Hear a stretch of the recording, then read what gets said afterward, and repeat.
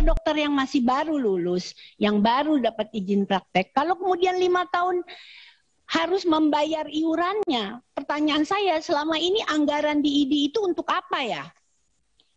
Ya, artinya tentu organisasi profesi yang lain itu adalah didirikan antara lain bukan hanya membina, tetapi juga bermanfaat bagi anggotanya. Apalagi membayar.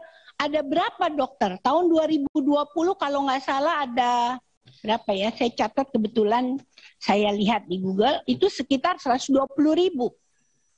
dokter pada tahun 2020, Desember 2020. Kali berapa juta? Nah, kali 3 juta harus dibayar sekaligus 5 tahun. Kalau belum naik, itu pun kalau di tengah jalan tiba-tiba ada kenaikan, maka yang bersangkutan yang sudah bayar lunas saja masih ditagih dan itu tidak benar.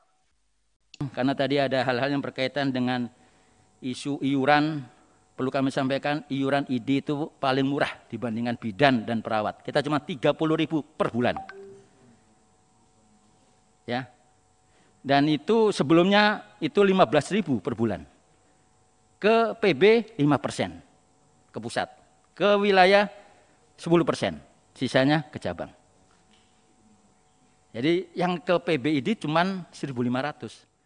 Kalau yang sampai masalah pembagian secara internal, mana yang ke ID, mana yang ke KAI, mana yang ke profesi masing-masing, itu berbeda. Yang saya sampaikan pada prinsipnya kan membayar iuran itu pada PBID, tapi kalau secara internal kemudian terbagi pagi nggak ada masalah. Sebetulnya mau mahal mau murah bukan itu isunya.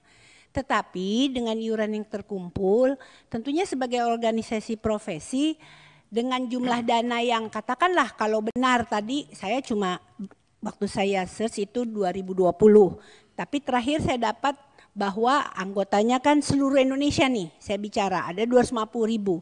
Sehingga kalau dikali, Bapak bilang kan per bulan.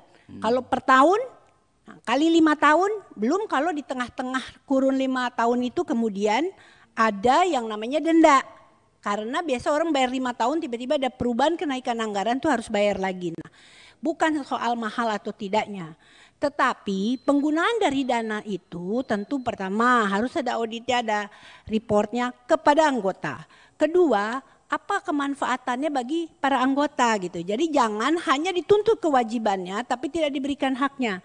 Karena kebetulan kami pun di sini mewakili berbagai profesi itu juga punya organisasi profesi juga yang menerbitkan surat izin juga ada gitu. Jadi tolong dijelaskan karena transparansi ini untuk tidak menimbulkan kecurigaan dan kami ingin tahu kemanfaatan buat anggota. Makasih.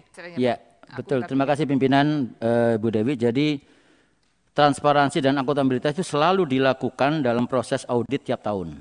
Sorry audit, Pak, yang mengaudit siapa Pak? Audit eksternal. Akuntan publik ada. Dan setiap kita mau memulai kepengurusan, sekarang saya baru terpilih, saya akan memulai kepengurusan juga dengan proses audit. Itu selalu kita lakukan. Jadi itu sebagai bagian pertanggungjawaban kami kepada anggota. Mohon maaf Pak, akuntan eksternal itu di tiap level apa Pak?